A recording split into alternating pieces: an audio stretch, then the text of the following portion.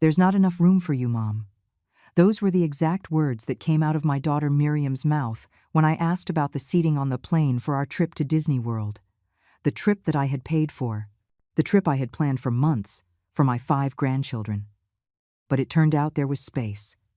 For 31 people, uncles, friends, godparents, even people who barely knew the children. Everyone was going on my dream trip. Everyone except me. My name is Bernice. I'm 69 years old. And what I did after hearing those words changed my life forever. Because when they thought they had defeated me, that's when I became my strongest. The aroma of cinnamon and vanilla floated through my entire kitchen as I slowly stirred the batter for my grandchildren's favorite cookies. My hands, wrinkled but steady, worked with the same dedication as always. It was March, and I had already been saving every dollar for 6 months for the family trip we had planned so carefully. Disney World. The magic word that made the eyes of my 5 grandchildren sparkle every time I mentioned it. For months, I sold my homemade pies at the local farmer's market. I took on sewing jobs for the neighbors. I even sold some jewelry I no longer wore, all to make this trip unforgettable. Because that's what grandmothers do, right?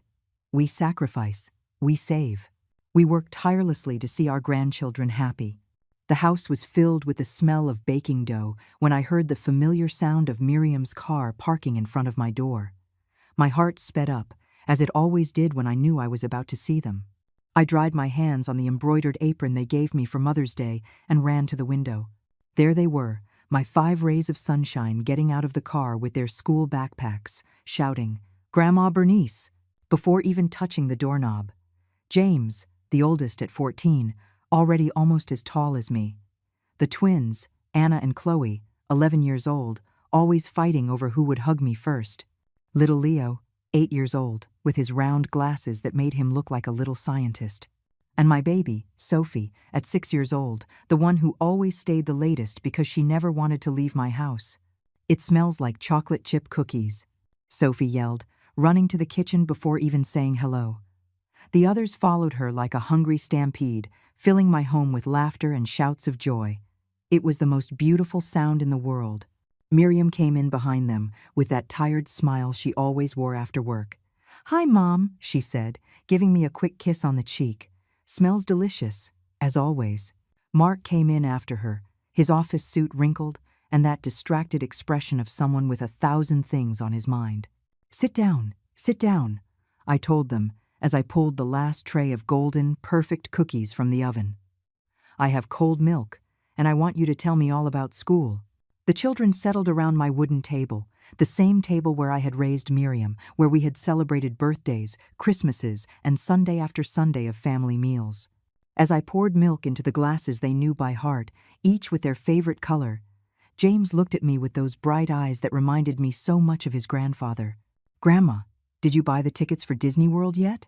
he asked with the restrained excitement of a teenager pretending not to care, but dying of anticipation inside. My heart swelled with pride. "Of course, my love. I have everything ready, the flights, the hotel, the park passes.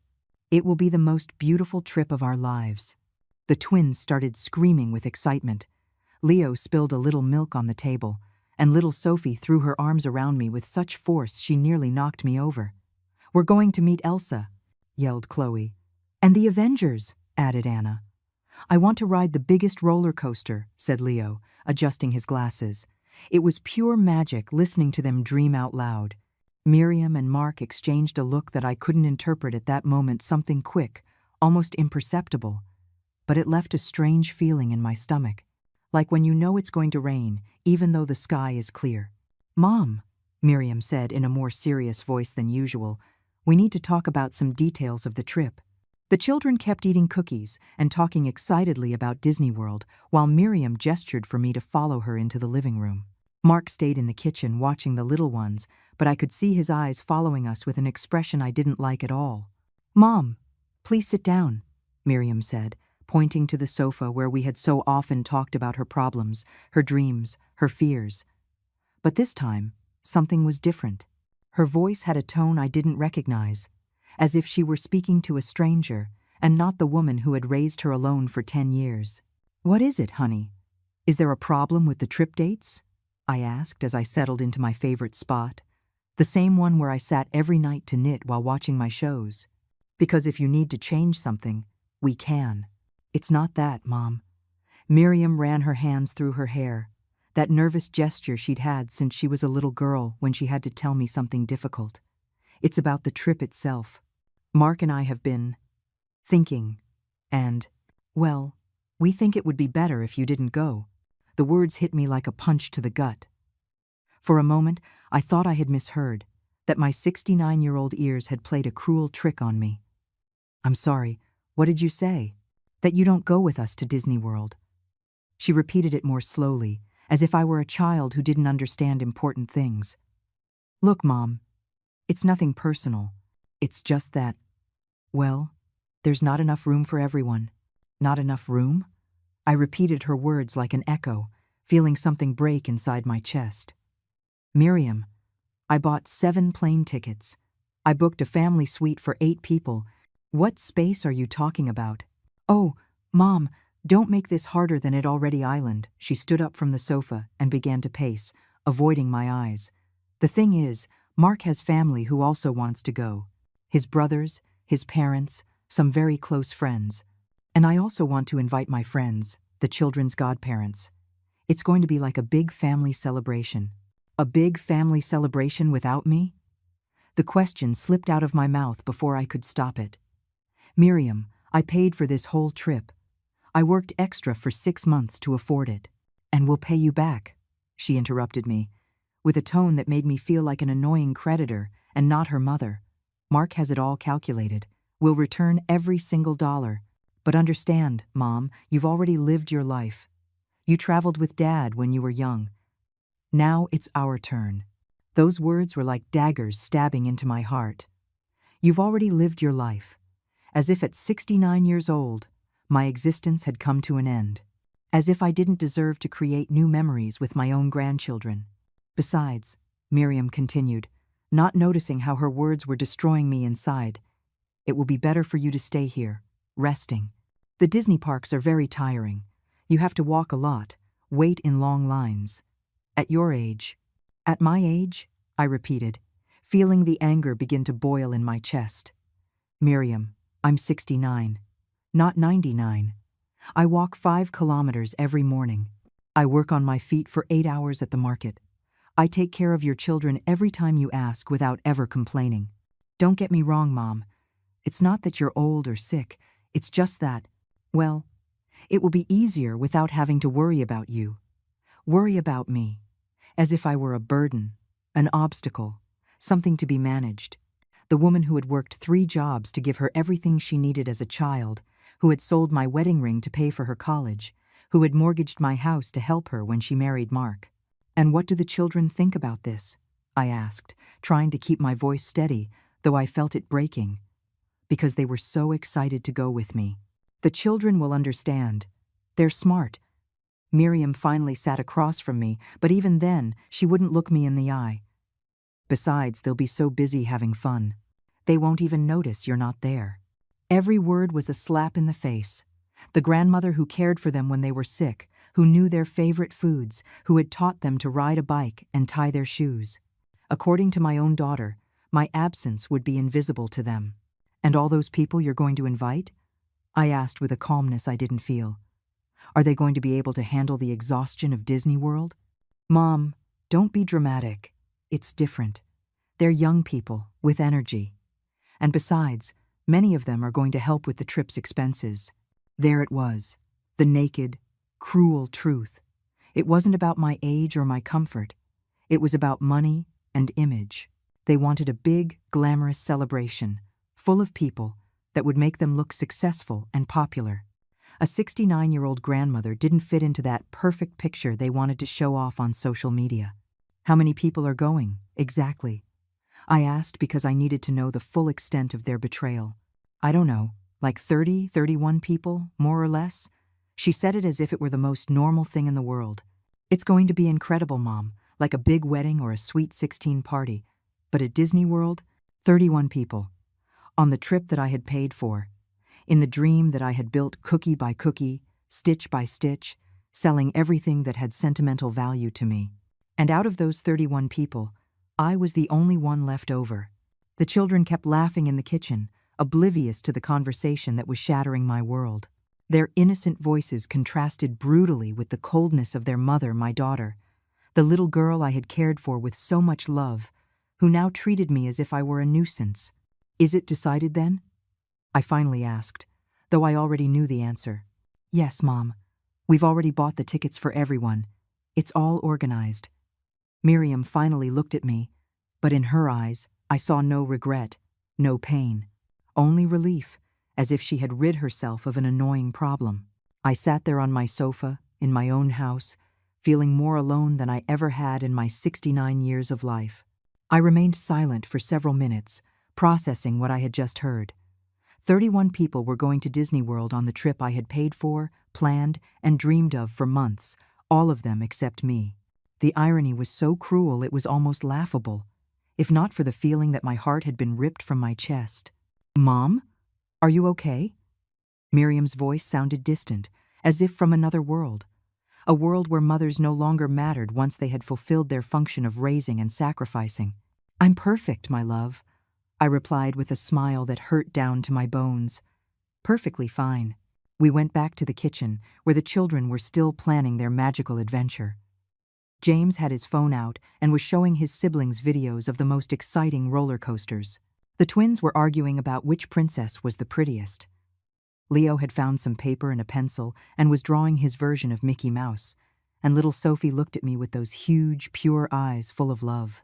"Grandma, are you going to ride the space roller coaster too?" she asked, as she climbed onto my lap, as she had done 1,000 times. I felt my throat tighten. "Of course, my sweetie," I lied, stroking her silky hair. "Grandma will ride every single ride you want." Mark came over and put a hand on my shoulder, with that fake smile he used when he needed something from me.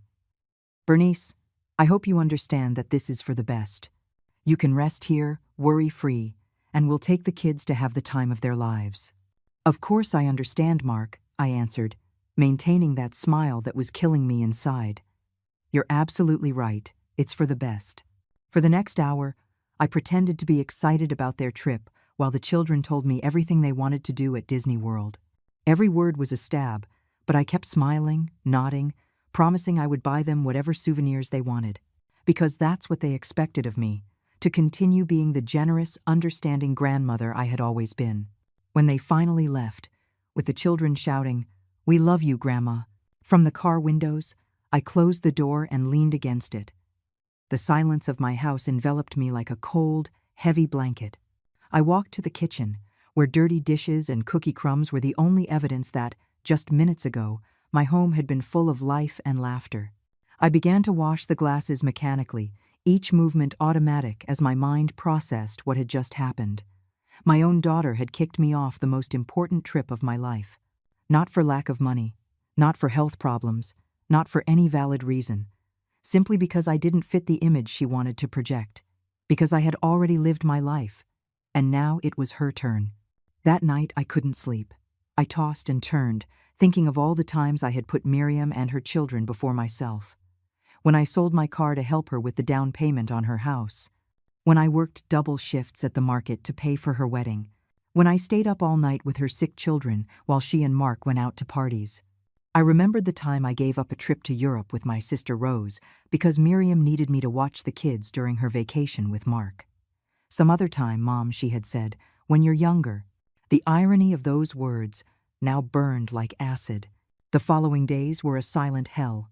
Miriam would call occasionally to tell me about the trip preparations, as if we were friends talking about someone else's vacation. She told me about the suitcases she'd bought, the itineraries she'd planned, the children's excitement. "By the way, Mom," she said during one of those calls, "could you watch the house while we're gone? You know, water the plants, get the mail, that sort of thing." They wanted me to be their free housekeeper while they enjoyed the trip I had paid for. The humiliation was complete. A week before the trip, Miriam came to my house with a radiant smile and an energy I hadn't seen in years. "Mom, you have to see this," she said, pulling out her phone. "Mark created a WhatsApp group for everyone going on the trip. Look how many people." She showed me the screen where I could see the names of the 31 people going on my trip to Disney World. I recognized a few Mark's brothers, his parents, some of Miriam's friends from work, but there were many names I didn't even know, people I didn't even know existed until that week. See? It's going to be like a big family party, Miriam said with a joy that contrasted brutally with the pain I was feeling. The kids will have so many aunts and uncles looking after them, they won't even miss you. That phrase was the last straw. They won't even miss you, said so naturally, as if it were a benefit that my own grandchildren wouldn't notice my absence. As if the years I had spent being their confidant, their safe harbor, their second mother, meant nothing. That's wonderful, honey. I managed to say in a voice I didn't recognize as my own. I'm so relieved to know they'll be in such good company.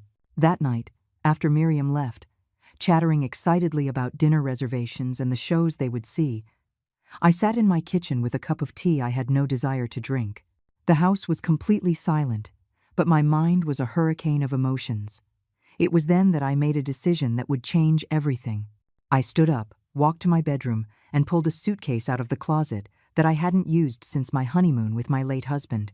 It was time to stop being the invisible grandmother. It was time to remind them who Bernice really was. The suitcase looked small and sad on my bed, covered in a thin layer of dust that spoke of years of disuse. I opened it slowly, and the smell of mothballs immediately transported me to better times, when my husband and I dreamed of traveling the world together, plans that life never allowed us to fulfill. But things were different now. Now, I didn't have to ask anyone for permission. I picked up my phone and dialed a number I hadn't called in months. On the third ring, a warm, familiar voice answered. "Bernice? What a wonderful surprise. How are you, sis?" "Hello, Rose," I replied, feeling my voice break just from hearing someone who was genuinely happy to hear from me. I need to talk to you. Can I come over?" "Of course. Come whenever you want. Is everything all right? You sound strange." "I'll explain when I get there," I managed to say before hanging up. Rose lived only a 20-minute bus ride away, but the journey felt eternal. I carried my small suitcase and a folder with some important documents. I didn't know exactly what I was doing. I just knew I couldn't stay in that house waiting for them to come back from their trip and tell me how wonderful it had been without me.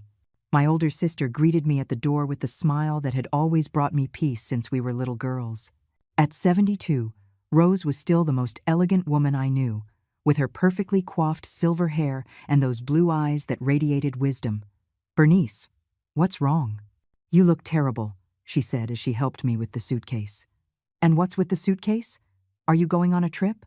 I sat in her cozy living room, surrounded by photographs of our parents, our children when they were small, of happy moments that seemed to belong to another life. And then, the dam holding back my emotions for weeks finally broke. I told her everything, every humiliating detail, every hurtful word, every moment I had felt invisible in my own family. Rose listened in silence, but I could see her eyes fill with angry tears as my story unfolded. "That ungrateful girl," she muttered when I finished, "after everything you've done for her. I don't know what to do, Rose. I feel so empty, as if I don't matter to anyone anymore." My sister stood up and walked over to an old desk in the corner of the living room. She pulled out a manila folder I recognized immediately. It was the same folder where we kept all the important family documents. "Bernice," she said, sitting back down across from me, "there's something you need to know. Something I should have told you a long time ago, but I didn't want to worry you while you were grieving your husband."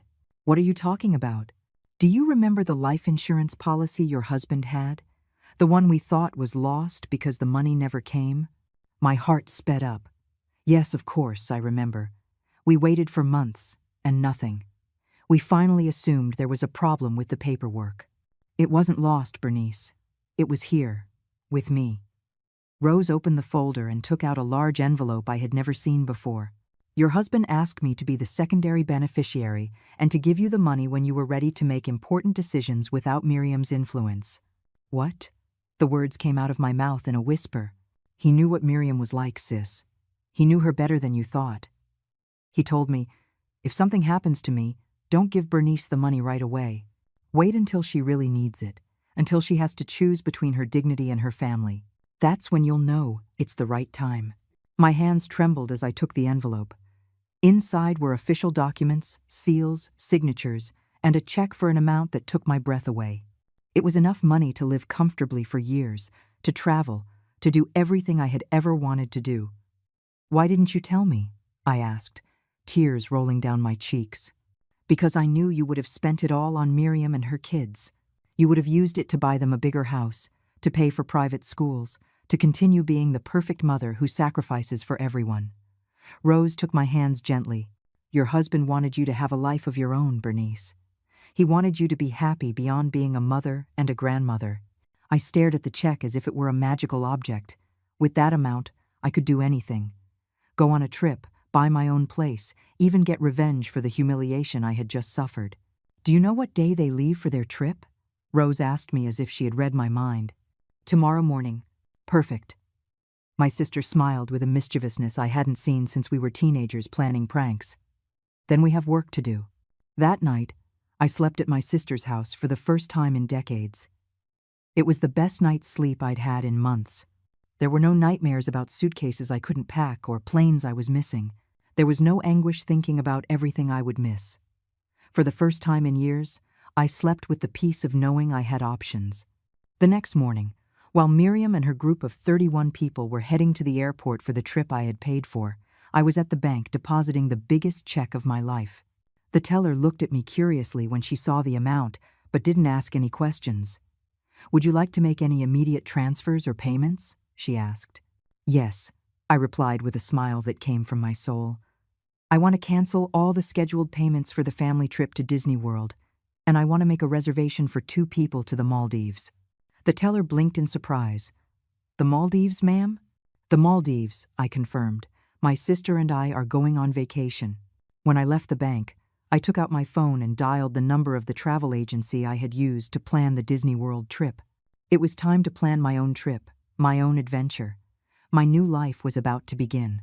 The phone rang 3 times before Angela, my travel agent, answered in her usual professional voice. "Mrs. Bernice, how are you? Is there a problem with your Disney World reservation? I saw that you canceled all the payments this morning." "There's no problem at all, Angela," I replied, feeling a strange sense of power coursing through my veins. "I've had a change of plans. I want to make a completely new reservation." "Of course. For when and where?" "For tomorrow, if possible. My sister and I want to go to the Maldives for 2 weeks. First class, the best resort you have available. Money is no object." There was a silence on the other end of the line. Angela probably didn't expect a 69-year-old woman to request a luxury trip to the Maldives with less than 24 hours' notice. "Let me check the available options," she said, finally. "May I ask if there's a special reason for the urgency?" "Yes," I replied, looking up at the clear blue sky of that beautiful morning. "I just remembered that I'm still alive." 2 hours later, Rose and I were at the mall buying beachwear, swimsuits, elegant hats, and everything we would need for our impromptu trip to paradise. My sister was more excited than a teenager. "I can't believe we're doing this," she said as she tried on a turquoise silk dress. "Do you know how many years I've dreamed of a trip like this?" "Too many," I answered, admiring my own reflection in the mirror. The white dress I had chosen made me look years younger. But we're not just dreaming anymore. From now on, we're living. We bought new suitcases, expensive beauty products I had never allowed myself, and even a new phone with a better camera to capture every moment of our adventure. It was as if after years of denying myself everything, I had finally given myself permission to love myself. That afternoon, while I was packing at Rose's house, my phone started ringing insistently. It was Miriam. I hesitated for a moment before answering. "Mom, where are you? We went to your house to get the keys, and you weren't there. The neighbors said they saw you leave with a suitcase yesterday." "I'm at your Aunt Rose's house," I replied with a calm that surprised me. "Why? Did something happen?" "We're at the airport. Our flight leaves in 2 hours." I could hear the background noise of the airport, the children's voices asking for me, the murmur of those 31 people who had taken my place on my dream trip. "Nothing serious happened, honey. I just decided to take a little vacation with my sister." "A vacation? You." "But, Mom, we need you to watch the house while we're gone. We already agreed on that." There it was again. The automatic expectation that I would be available to serve them, no matter how they had treated me, as if I were an object to be stored in a closet until needed. You'll have to find another solution, Miriam. I have a right to enjoy my life too. Another solution? Mom, I don't understand. Where are you going? For how long? To the Maldives, I replied, savoring every syllable. For 2 weeks. The silence on the other end was so profound that for a moment I thought the call had been disconnected. The Maldives? Miriam's voice was incredulous. Mom, where did you get the money for a trip like that? From the same place I got the money to pay for your trip to Disney World, I answered, feeling the anger I had been suppressing finally find its voice. From my work, from my savings, from my life. But Mom, that's ridiculous. The Maldives are incredibly expensive. That money would be better invested in. In what, Miriam? In paying for more family trips from which you exclude me? In buying you more things you don't need while I stay home like an unpaid employee?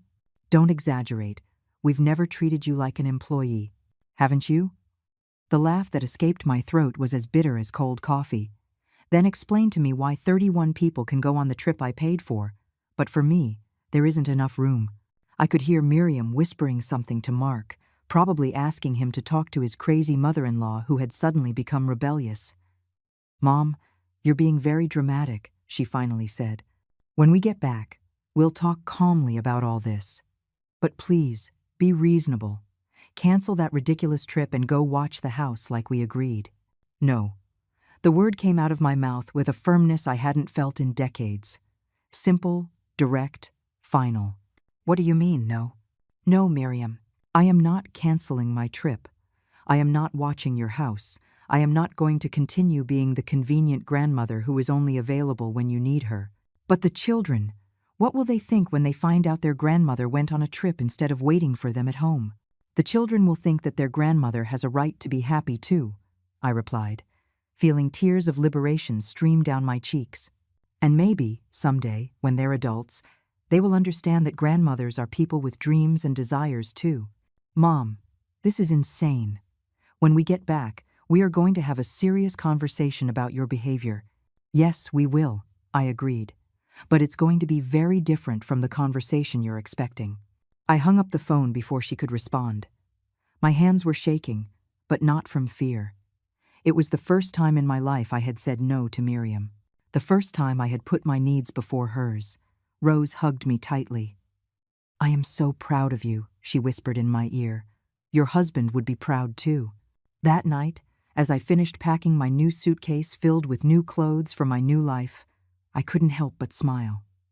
In less than 24 hours, I would be on a plane to paradise. Meanwhile, they would be starting to realize that the invisible grandmother had disappeared. And the best part was, I was just getting started. The flight to the Maldives was the most luxurious experience of my life. Rose and I flew first class, with seats that turned into beds, French champagne, and service that made me feel like a queen. Every time a flight attendant asked if I needed anything, I remembered Miriam's words. You've already lived your life. It was clear my life was just beginning. The resort was more beautiful than I had seen in the pictures. A bungalow over the crystal-clear water, white sand beaches that seemed otherworldly, and service so attentive that I felt guilty for the first few days for so much kindness. Enjoy it, sis, Rose would say as we got massages on the beach. You've earned it after 69 years of taking care of everyone but yourself. The first few days were pure relaxation. We slept in late, had breakfast overlooking the sea, and read books that had been waiting on my nightstand for years. For the first time in decades, my days didn't revolve around the needs of others. There were no grandchildren to feed, no house to clean, no family dramas to solve. It was on the 4th day that my phone started buzzing insistently. I had been avoiding checking my messages, but the persistence was such that I finally decided to see what was happening. I had 43 missed calls from Miriam. The first voicemail sounded annoyed. Mom, call me immediately. We need to talk about this Maldives ridiculousness. The second already sounded worried. Mom, please answer. The kids are asking about you, and I don't know what to tell them. By the 10th message, her voice had changed completely. Mom, please, we need your help. Everything is turning into a disaster here. I decided to read the WhatsApp messages. The first day had been photos of the group at Disney World, forced smiles and perfect poses for social media. But as the days went on, the tone changed dramatically. The kids are constantly asking for you. Anna got sick and only wants her grandma to take care of her. Leo lost his glasses and is crying because he says you always find them. Sophie won't eat anything. She says the food doesn't taste the same without her grandma's cookies. James got into a fight with one of Mark's guests because he said you should be here, but the message that hit me the hardest was one Miriam had sent that morning. Mom, this is a nightmare. The kids are inconsolable. They spend half their time crying for you. I don't understand why they need you so much. Please come back. I don't understand why they need you so much. After telling me they wouldn't even notice my absence, it now turned out that my absence was ruining their perfect trip.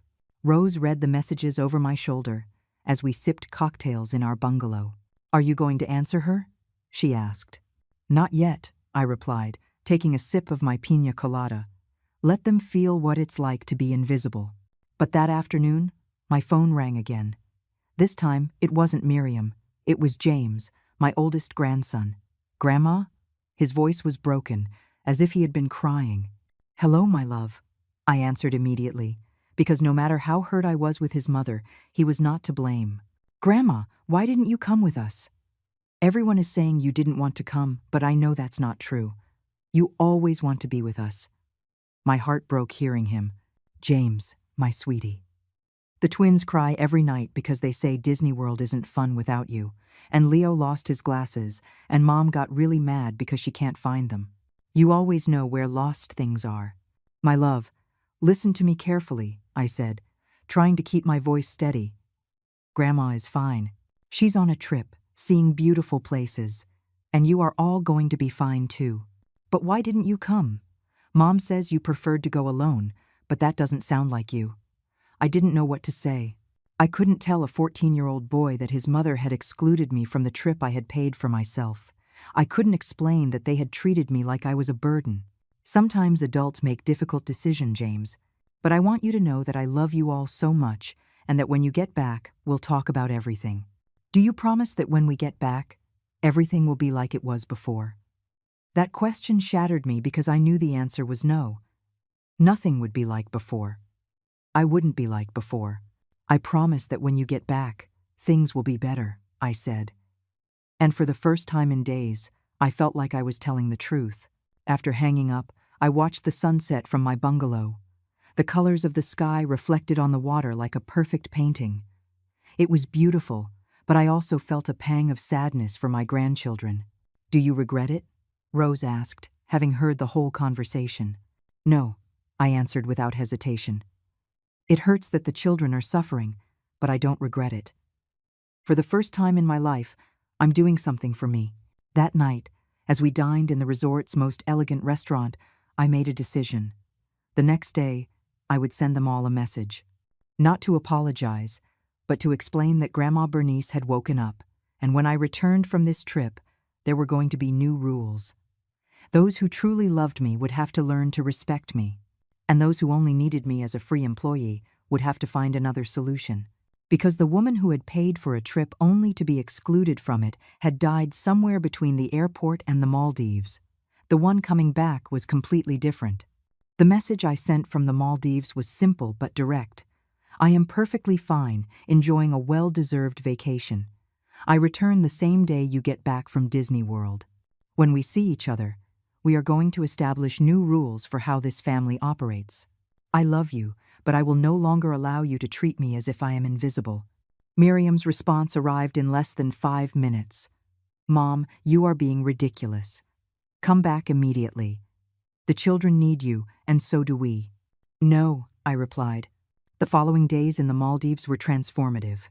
Rose and I went snorkeling, took yoga classes on the beach, and at night we talked about the lives we had lived and the ones we wanted to live.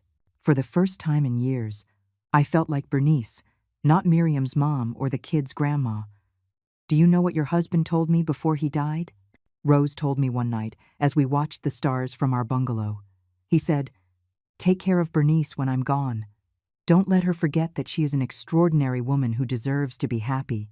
You never told me that, I murmured, feeling my eyes well up with tears. Because I knew you weren't ready to hear it. But you are now. The flight back was bittersweet. I knew the bubble of tranquility I had lived in for 2 weeks was about to burst. But I also knew I was no longer the same woman who had gotten on that plane 2 weeks ago. I arrived at my house the same day they returned from Disney World. I got there 2 hours early and used that time to change the locks. If they wanted to enter my house, they would have to knock on the door like polite visitors. I didn't have to wait long. At 6 o'clock in the evening, I heard Miriam's car park outside. Then, the sound of keys failing to work in the lock. Then, knocking on the door. "Mom, why aren't the keys working?" Miriam yelled from outside.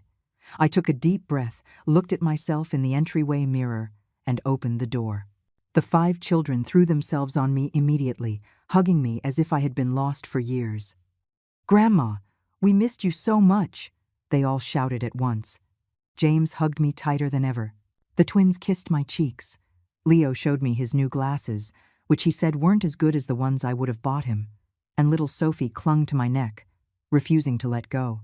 Miriam and Mark came in behind them, with long faces and dark circles under their eyes that spoke of 2 very difficult weeks.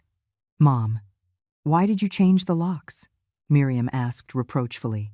"Because this is my house," I replied with a calm that surprised even me.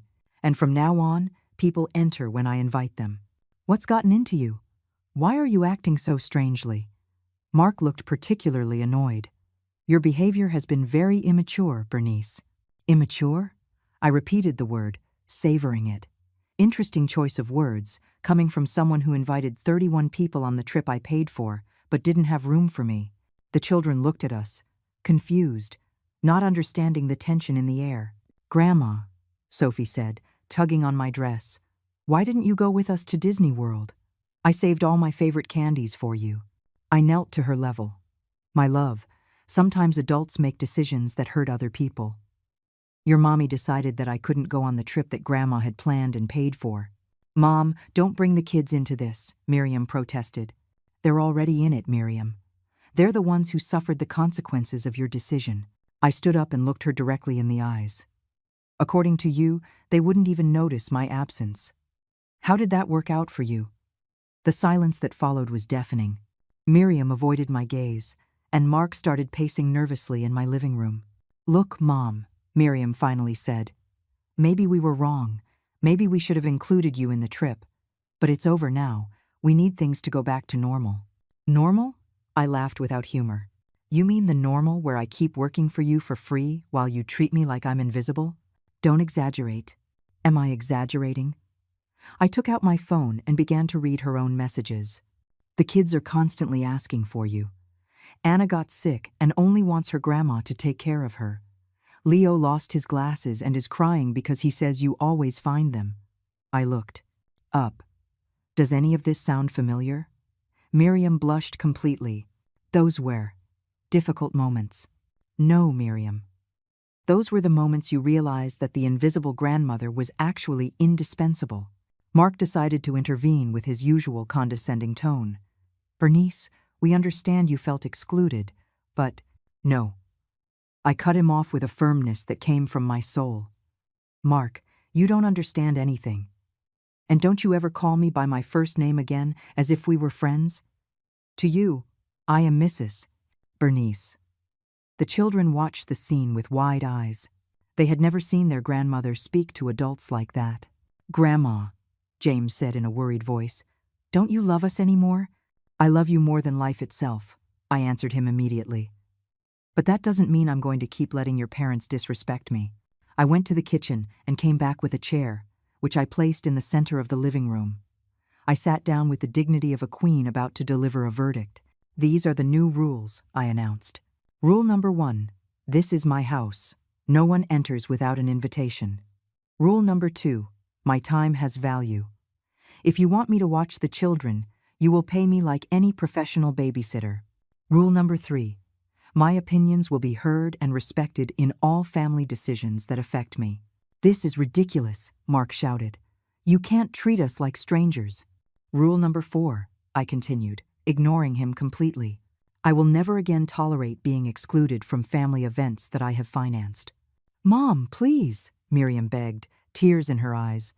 We just want everything to go back to the way it was. The way it was before? I replied, standing up. The way it was when I had no voice and no vote, when I worked for you for free and settled for whatever crumbs of affection you gave me? And if we don't accept your rules? Mark asked defiantly. I smiled for the first time in the whole conversation. Then you're going to have to find another grandmother. Mark's face transformed completely when he heard my words. He went from arrogance to panic in a matter of seconds. Another grandmother? Bernice, you can't be serious. The children love you. They need you. The children will always have me, I replied with a calm that contrasted with his desperation. But on my terms, not yours. Miriam started to cry, but they weren't tears of remorse. They were tears of frustration, like when she was a little girl and didn't get what she wanted. This is emotional blackmail, she yelled. You can't use the children to manipulate us. Emotional blackmail? I repeated, incredulous. Miriam, who was it that told me the children wouldn't even notice I was gone? Who excluded me from the most important trip of my life? Who has treated me like a housekeeper for years? The children started to get nervous watching the adults argue. James took his younger siblings and led them to the sofa, protecting them like the mature teenager he had been forced to become in such a dysfunctional family. Grandma, he said in a trembling voice, are you not going to be our grandma anymore? I will always be your grandma, my love. But your mom and dad are going to have to learn to treat me with respect. Mark started pacing back and forth like a caged animal. This is insane. We can't accept these ridiculous demands. Pay you to watch your own grandchildren? Ask for permission to enter your house? They are my grandchildren, but you are not my employers, I replied firmly. And this is my house, not a free daycare center. But we're family, Miriam yelled. Exactly. We are family, which means you owe me respect, consideration, and love, not free service and constant humiliation. It was then that Mark played his dirtiest card. Look, Bernice, I think you're getting confused because of your age. Maybe you should talk to a doctor about these episodes. The silence that followed was glacial. Even the children fell quiet, sensing that something very serious had just happened. Episodes? I asked in a dangerously low voice. Yes, this erratic behavior, the impulsive decisions, the expensive and unnecessary trip. Maybe you need professional help. It was the most blatant gaslighting I had ever experienced, trying to make me believe that my normal reaction to years of emotional abuse was a symptom of dementia. I took out my phone and dialed a number I had kept for years but had never used. What are you doing? Miriam asked, alarmed. Calling my lawyer, I replied as I waited for them to answer. Your lawyer? Mom, don't be dramatic. Mr. Adler? This is Bernice, Rose's sister. Yes, I need to see you urgently. Can you come to my house now? Perfect, I'll be waiting. I hung up and went to the desk where I kept all my important documents. I took out a folder I had been preparing since I returned from the Maldives. What is that? Mark asked nervously. Evidence, I replied, opening the folder. Receipts for all the payments I've made for you over the last 5 years. Invoices from the Disney World trip I canceled. Screenshots of all the messages where you humiliated and excluded me. You can't be recording our conversations, Miriam protested. I don't record them. I save them. Every derogatory message. Every time you've treated me like an employee. Every occasion you have disrespected me. I pulled out a spreadsheet I had meticulously prepared. Did you know that in the last 5 years, I have spent over $50,000 on you? Trips, gifts, childcare, loans you never paid back. Mark came closer to see the papers and turned pale. This island. Evidence of financial and emotional elder abuse? I finished the sentence for him. Yes, that's exactly what it island. The doorbell rang, and I went to open it. Mr. Adler was a man in his 60s, elegant, and with the presence that only successful lawyers have. I had met him at Rose's family gatherings, but we had never talked business. Bernice, he greeted me with a warm smile. Rose told me a little about your situation. Can we talk? Of course. In fact, I need you to meet my family. When Mr. Adler entered the living room and saw the scene, the children huddled on the sofa, Miriam crying, Mark pacing nervously, his expression immediately shifted to professional mode. "Good evening." He greeted them politely before turning to me. "Could you explain the situation?" For the next 20 minutes, I explained everything to Mr. Adler, while Miriam and Mark listened in growing silence. I showed him the documents, the receipts, the messages. I told him about the Disney World trip, about years of emotional abuse disguised as family love. "I understand," Mr. Adler said after reviewing everything. "Mrs. Bernice, you have a very strong case for financial and emotional abuse by family members. This is classified as domestic violence against the elderly." "Domestic violence?" Mark yelled. "This is ridiculous," Mr. Adler replied in a cold voice. "Excluding an elderly person from events she herself financed, exploiting her financially and emotionally, and then questioning her mental sanity when she defends herself, are all recognized forms of domestic violence." "What are my options?" I asked. "Many. You can sue for financial restitution, you can request a protective order, you can even press criminal charges." Mr. Adler looked at Miriam and Mark sternly. "Or you can reach a civilized agreement that respects her rights and her dignity." We can reach an agreement," Miriam stammered. "Perfect," Mr. Adler smiled. "Then we will draft a family contract that clearly establishes the terms of your future relationship." Mark slumped into a chair, finally understanding that the submissive grandmother they could manipulate was gone forever. 6 months after that afternoon that changed my life forever, I am sitting on the terrace of my new oceanfront condo, writing in the journal I started during my trip to the Maldives. The sun is setting, and the sky is painted with colors I never knew how to appreciate before because I was always too busy taking care of others to take care of myself. The contract Mr. Adler drafted turned out to be more effective than any family argument. Miriam and Mark had no choice but to accept my terms when they realized the alternative was facing legal charges and the public scandal of mistreating an elderly person. Now, when I watch my grandchildren, they pay me $50 an hour, just like any professional babysitter. When they want me to attend family events, they consult me on the dates in advance and respect my answer, whether it's yes or no. And most importantly, when they plan family trips, I am the first one invited, not the last one excluded. But the biggest change wasn't in them, it was in me. With the money from my husband's inheritance, I bought this small but beautiful condo with an ocean view. I no longer live to please others. I live to be happy. I take painting classes on Tuesdays, yoga on Thursdays, and weekends are exclusively for doing whatever I please. Rose and I have become inseparable. We travel every 2 months to places we always dreamed of seeing but never dared to visit. Next month, we're going to Japan to see the cherry blossoms. At 72, my sister is living the best time of her life, and I'm right there with her on that adventure. The children adapted better than I expected to the new Grandma Bernice. James, now 15, told me recently, "Grandma, I like this version of you better. You always seemed tired and sad before. Now your eyes sparkle." The twins bragged to their friends that their grandma is the coolest because she travels the world and has incredible stories to tell. Leo comes to my condo every Wednesday after school so I can teach him how to bake the cookies he loves so much.